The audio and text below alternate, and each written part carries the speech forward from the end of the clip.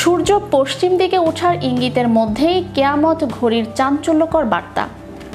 একের পর এক নতুন তথ্য উন্মোচন করে সবাইকে চমকে দিচ্ছেন বিজ্ঞানীরা।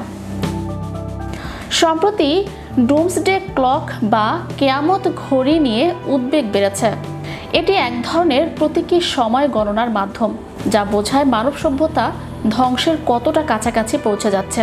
বিজ্ঞানীদের সর্বশেষ আপডেট অনুযায়ী এই ঘড়ির কাঁটা এখন রাত 12:89 আগে স্থির করা হয়েছে, যা ইতিহাসের সবচেয়ে সংকটপূর্ণ সময়ের ইঙ্গিত দেয়। মূলত রাশিয়া ইউক্রেন যুদ্ধ, পারমাণবিক অস্ত্র প্রতিযোগিতা এবং জলবায়ু সংকট এই ঘড়ির পরিবর্তনের প্রধান কারণ। এর আগের 2 বছর এটি রাত 12:90 আগে ছিল। বিজ্ঞানীদের মতে, যখন এই ঘড়ির কাঁটা রাত 12টায় পৌঁছাবে, তখন মানব সভ্যতার অস্তিত্ব চরম সংকটে পড়বে। এদিকে ইসলামিক ব্যাখ্যায় বলা হয়েছে সূর্য পশ্চিম দিকে উঠবে, যা কিয়ামতের অন্যতম বড় আলামত। কোরআন এবং হাদিসে এর বিস্তারিত বর্ণনা রয়েছে।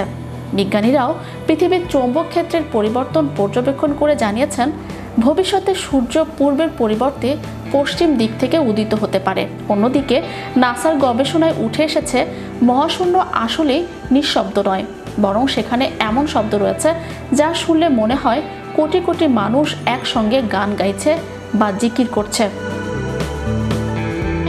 নবী মুহাম্মদ সাল্লাল্লাহু আলাইহি সাল্লামের হাদিসেও আকাশের কাঁপুনির কথা উল্লেখ রয়েছে, যা ফেরেশতাদের ইবাদতের কারণে হয়। এই সকল তথ্য ইসলামিক ভবিষ্যৎবাণীর সঙ্গে বিজ্ঞানীদের পর্যবেক্ষণের এক বিস্ময়কর মিল তুলে ধরছে। কিয়ামতের আলামত হিসেবে সূর্যের দিক পরিবর্তনের সম্ভাবনা ও কিয়ামত ঘড়ির সতর্কবার্তা এখন বিশ্ববাসীর মাঝে নতুন আলোচনার জন্ম দিয়েছে। কিয়ামত সুনিশ্চিত, তবে কখন এই কিয়ামত সংঘটিত হবে সে ব্যাপারে মানুষের কোনো জ্ঞান নেই। রাসূলুল্লাহ সাল্লাল্লাহু আলাইহি ওয়াসাল্লামকে প্রশ্ন করা হয়েছিল কিয়ামত কখন হবে। তিনি এ ব্যাপারে কোনো কিছুই বলেননি, কিন্তু তিনি কিয়ামতের অনেক আলামত বর্ণনা করেছেন। ইতোপূর্বে কিয়ামতের আলামত ইয়াজুজ মাজুজের আগমন সম্পর্কিত তথ্য তুলে ধরা হয়েছে।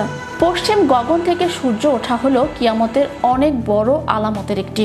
এই ঘটনাটি হচ্ছে ঊর্ধ্ব জগতের বিবর্তনকারী সর্ববৃহৎ প্রথম নিদর্শন।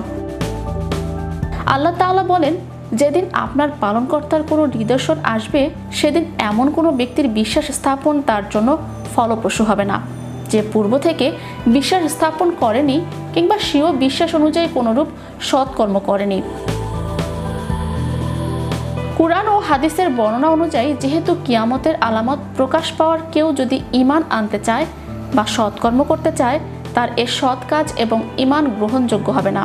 তাই আল্লাহ তাআলা মুসলিম উম্মাহ কিয়ামতের আলামতগুলো প্রকাশ পাওয়ার পূর্বেই প্রকৃত ঈমানদার হিসেবে নিজেকে তৈরি করার তৌফিক দান করুন। আমিন। Channel 52 news desk.